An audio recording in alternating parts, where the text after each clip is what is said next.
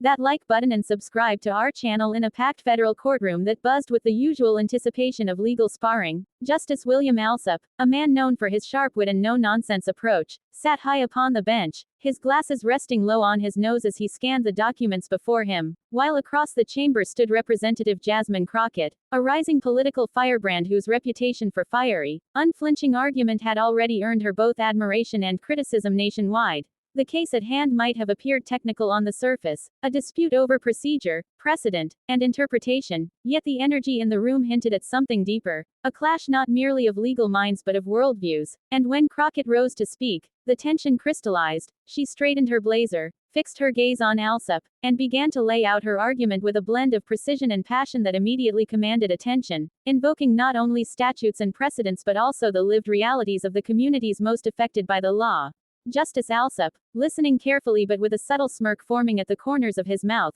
leaned back in his chair, clearly amused, perhaps even skeptical, as though dismissing her points before she had even finished, and that grin, small but unmistakable, rippled through the room like a spark, some observers shifting uncomfortably, others whispering, sensing that Crockett had noticed it too, for in that instant her cadence sharpened, her tone rose, and her fire ignited. With all due respect, Your Honor, she began, pausing just long enough to let the weight of her words fall. This isn't a game, and this isn't about who can smile their way through an argument. This is about justice, about people whose lives are shaped every single day by the decisions made in rooms just like this one. And her voice, though respectful, cut through the air like a blade, silencing the side murmurs, drawing even the court clerks to look up from their keyboards, while Alsup's grin faltered, his posture stiffening ever so slightly as he realized she was not only addressing the legal merits but calling out the very demeanor with which he had approached her. The room seemed to hold its breath as Crockett pressed on, layering fact upon fact, weaving the stories of families, workers, and communities into the dry legal framework until it became impossible to ignore the human cost beneath the legal jargon. And though Alsup interjected once or twice, attempting to redirect or downplay, each time she met him head-on, unflinching, her rebuttals crisp,